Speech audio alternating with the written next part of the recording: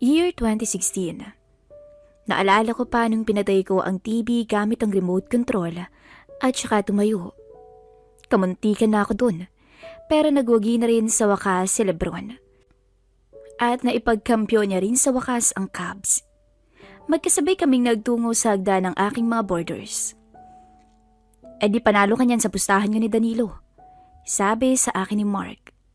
Totoo ba na dinamay niya pa si Janela sa pustahan ninyo? Pahabol ni Gary. Nginitaan ko na lang sila pareho.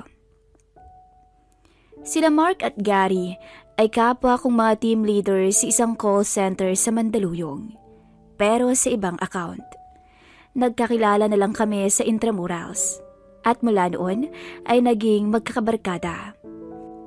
Nang maipundar ko itong bahay na ito at nagdesisyon na ipaupa ang 2 bakanting kwarto, ay sa kanila ko na rin kaagad inialok. Si Danilo naman ay kapwa rin naming TL, pero pareho naman kami ng account. Sa katunayan, kasamahan ko siya sa cluster at katabi ko pa ng workstation. 3 palapag ang bahay ko. At dahil nasa 2 palapag ang mga kwarto nila Mark at Gary, ay iniwan ko na sila patungo sa sarili kong kwarto. Pagkasara ng pinto, ay agad akong nahiga. Dahil na rin siguro sa adrenaline rush dala ng pagkapanalo ng Cubs, ay hindi pa ako inaantok. Kaya tuloy ay napamuni-muni muna ako at pinag-isipan ang huling sinabi ni Gary kanina. Noong simula ng series ng laro, ay naghamon ng pustahan si Danilo sa akin.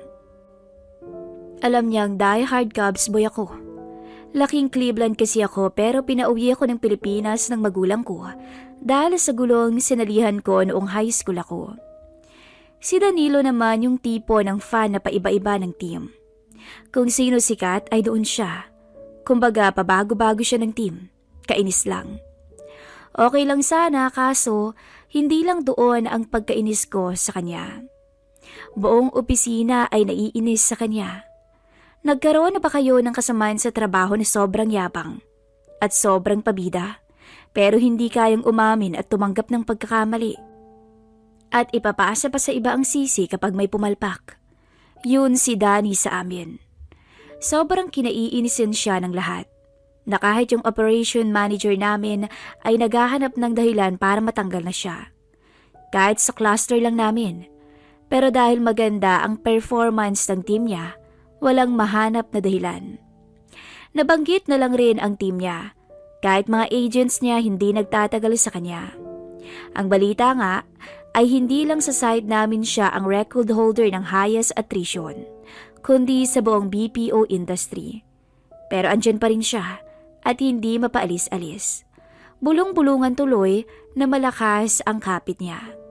At yung kayabangan at attitude niya ang punot dulo ng pustahan namin. Sa sobrang kayabangan niya, ay sinabi pa niyang kapag manalo ang manok kong team, ay papayag siyang makatabi ko ang misis niya sa kama.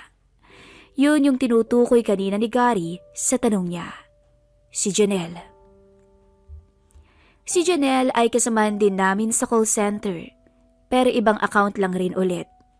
Mahigit 1 taon pa lang silang kasal ni Danilo at wala pang anak. Maganda si Janelle at ang balita ko ay dati rin tong ramp model. Hindi ko ipagkakailang may crush ako sa kanya at matagal ko na rin siyang kursunada. Kaso good boy na ako, kaya ni minsan ay hindi ako nagpakita ng kahit na anong motibo kay Janelle, lalo't kasal na siya. Ngunit dahil sa pustahan namin ni Danilo, ay may pagkakataon na akong maisakatuparan ang minsay pinapangarap ko. Naalala ko pa nung una, mayabang niyang ipinusta si Janelle. Tatalunin ang Warriors ng Lebron mo, sabi pa sa akin na Danilo nang makipagpustahan niya sa akin. Kahit kailan, hindi niya kaya magpa-champion ang team kung walang malalakas na kasama. Dagdag pa niya. Maganda ang laro nila ngayong season. Ang sagot ko sa kanya noon. At saka, hindi lang naman si Lebron ang nasa Cubs. Bakikita mo, tali yan si Lebron. Pamimilit ni Danilo sa akin. Sa katunayan, ngayon pa lang talo ka na sa pustahan natin, Kaya isasama ko si Janelle sa pusta ko. Tuloy-tuloy niyang sabi. Seryoso ka ba dyan? Aaminin kong medyo namangha ako nang sinabi niya yun. Seryoso ko. O sige, sagot ko. Game ako dyan sa naisip mong yan. Sa totoo lang, hindi ko alam kung bakit niya dinamay ang misis niya sa ganong laro. Pero alam ko kung bakit ko tinanggap. Wala akong nobya noon, kaya wala rin naman akong padapat sa misis ni Danilo. Tanging yung pera lang ang kaya kong tapatan. Ewan ko, ganun lang siguro kasi raulo ang ungas na yun. Nahuli ko pa nga na nag-aaway sila ni Danilo at Janelle sa parking lot dahil nga kumalat ang balita tungkol sa pagdamay ni Danilo sa asawa niya. Hindi ko in-expect na magagawa mo yun sa akin, sabi ni Janelle. Nakatalikod sila pareho sa pinanggalingan ko, kaya hindi nila ako napansin. Agad akong nagkubli sa likod ng isang poste. Ganun mo ba ako itrato? Na parang isang kagamitan mo lang? Dagdag pa nito. Relaxan. Sigurado naman ang panalo ko eh. Tara na sa kotse. Sagot ni Danilo. Hindi ko na alam kung ano pa ang pinag-usapan nila.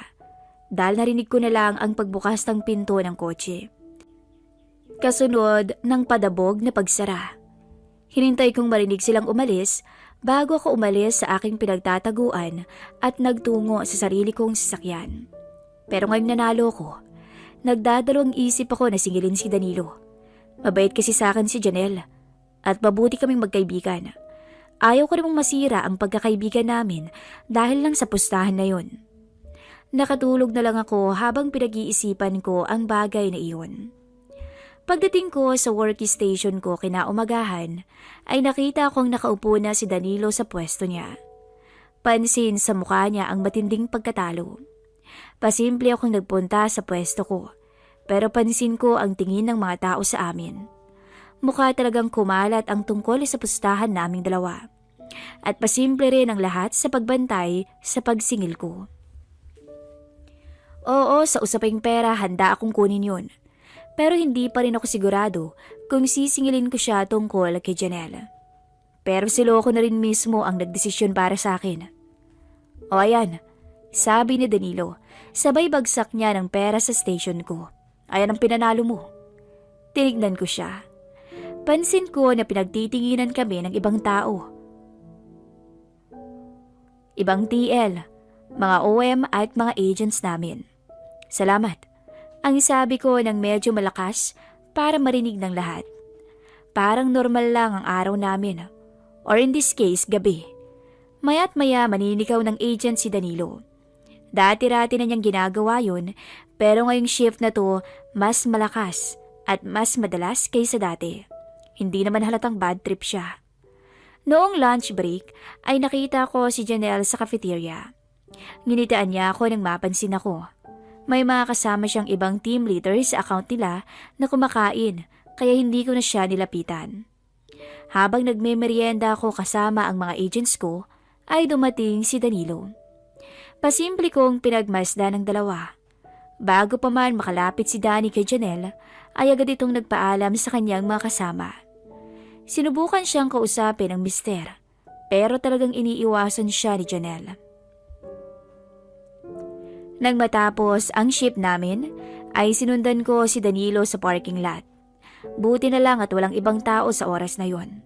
O Danny boy, sabi ko para tawagin ang pansin niya. Kulang pa yung binayad mo ah. Anong kulang? Nakakunot noong sabi niya. 5,000 na yun ah. Alam mo namang hindi tungkol sa 5,000 ang tinutukoy ko. Sagot ko.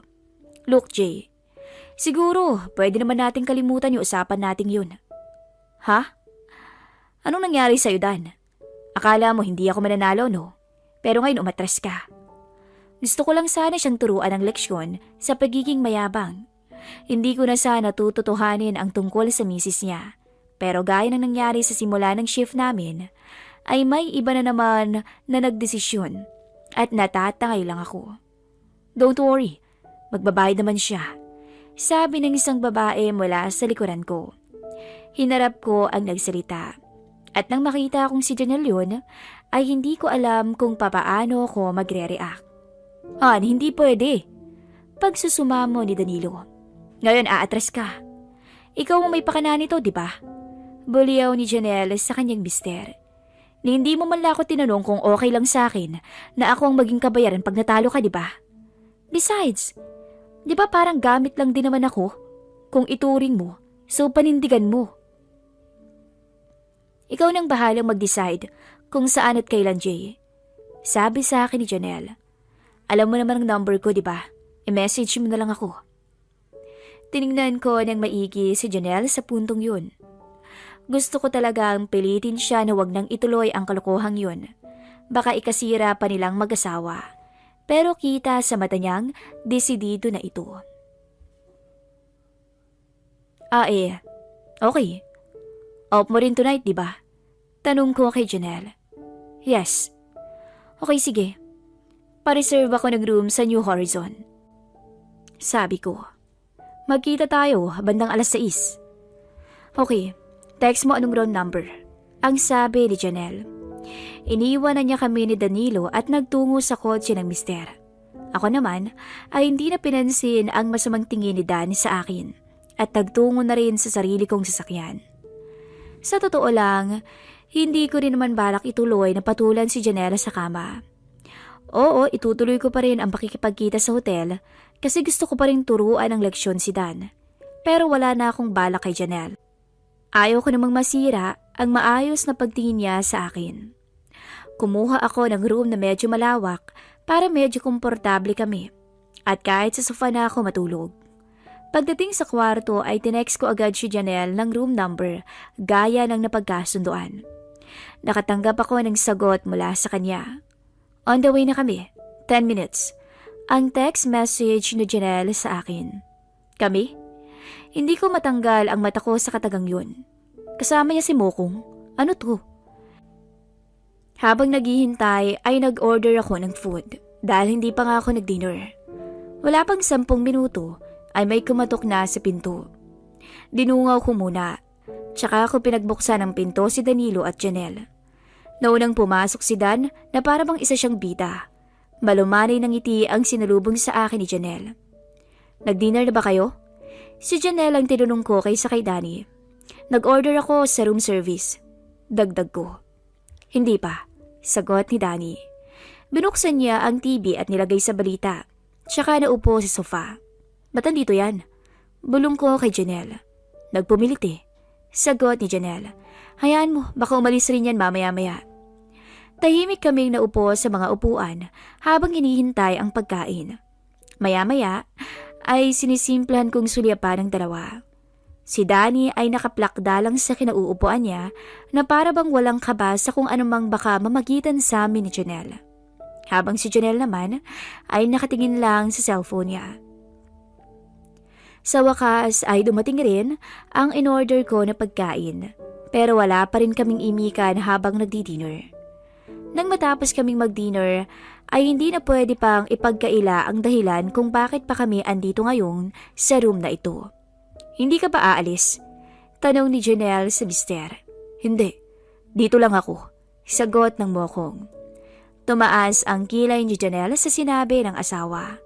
Kasalanan mo lahat ng to, sabi ni Janelle. Tumayo na si Janelle at nagtungo sa banyo. Tumayo na rin ako mula sa mesa at naupo sa may kama, habang si Danilo na may bumalik sa sofa. Mula sa banyo ay maririnig ang pagbagsak ng tubig sa shower.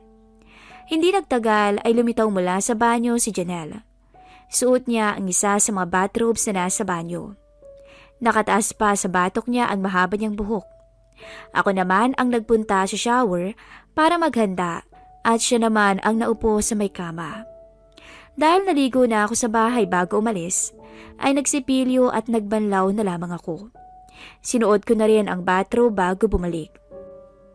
Nadatnan kong nakahiga na sa higaan si Janelle at nakasandal sa headrest.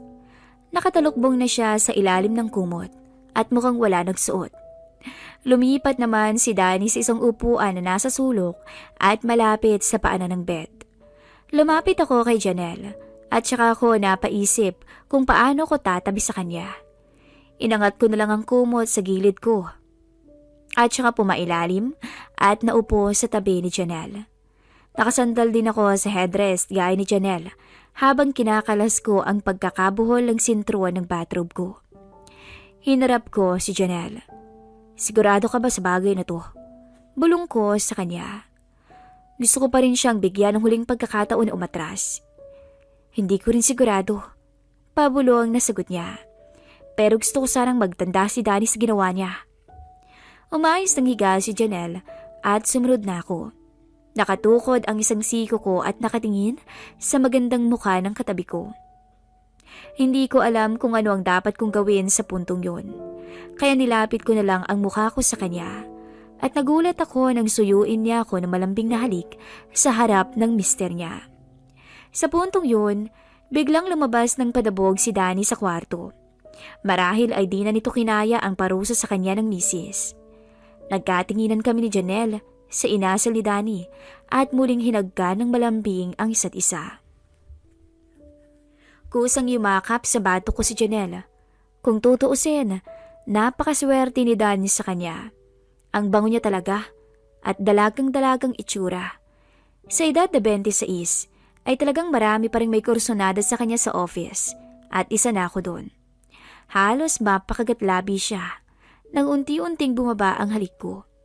Napakaswerte ko din dahil di ko akalain na aabot kami sa puntong ganito. Kung hindi lang sira ulong mister niya, ay malamang wala ko ngayon sa hotel kasama ang babaeng malabo ko sanang makatabi sa kama. Hanggang sa tuluyang umuga ang mapaglarong kama, halos yakapin ako ng mahigpit na Janelle. Para siyang nasiraan ng bait at ayaw niya akong pakawalan kahit ilang segundo lang. Feeling ko tuloy ako yung asawa niya. Nang makatatlo kami, nahiga ako sa tabi ni Janelle at napalingon sa maganda niyang mukha. Tara, shower tayo? Pag-anyaya ni Janelle. Bumangon siya at hinila niya ang kamay ko para magkasama kaming magtungo sa banyo. Alam mo, sa'yo lang ako nahibang ng ganun. Ang sabi niya Janelle habang kami ay nagsha-shower. Hindi nga. Hindi naman kasi ako ganun ka-experience sa kama. Tsaka mahina si Dan. Pili ang pagpapaliwanag ni Janelle. Nang matapos kaming magbanlaw, ay nagtapis na lang kami ng tuwalya dahil nga naiwan ang mga bathrobe sa labas. Pag-check namin sa labas ay wala na si Dan. Marahil inis na inis sa sarili. Kung hindi dahil sa kalokohan niya, ay hindi mangyayari ang lahat ng to. Pati ang kotse ay wala rin. Dahil doon, magkatabi kaming natulog magdamag ni Janelle sa hotel. Napaka-sweet niya. Yakap-yakap niya ako habang natutulog kami. At dahil lalaki lang ako, humirit pa ako sa kanya ng ilang beses bago kami umuwi.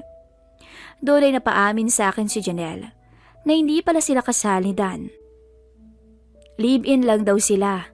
At yung kasal nila sa probinsya na napalitaan namin noon ay gawa-gawa lang ni Danny para iwas daw manliligaw sa kanya.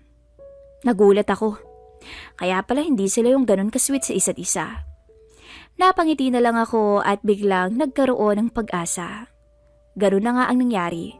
Tuwing may oras kami nagkikita kami ni Janelle para tugunan na ang aming pangangailangan. Dahil pareho ang schedule ng lunch break namin, ay palihim kami sa nakaw na sandali sa kotse ko sa parking. Nitong nakaraang day off namin pumunta siya sa bahay ko at doon siya natutulog. Dahil sila Gary at Mark ay parehong may work ng mga araw na yun, ay nasusolo namin ang buong bahay. 10 araw matapos ang pagbabayad ni Danny sa pustahan namin, ay nag-resign ito sa trabaho. Kinabukasan, nagsabi sa akin si Janelle na ihiwalayan na raw niya si Dan. Nagpapasama siyang maghanap ng malilipatang apartment o kondo sa akin. Pwede namang mag-stay sa bahay na lang, ang sabi ko. Andun si Gary at Mark, di ba? Tanong ni Janelle. Wala naman silang choice eh. Sagot ko, bahay ko naman yun. Kaya kanina lang ay tinutulungan ko si Janelle na ilagay sa kotse ko ang mga gamit niya. Medyo nagulat ako na iilang maleta at kahon lang ay napagkasya na niya lahat. Hindi ko nakita si Danny sa kondo, kaya medyo na-curious ako.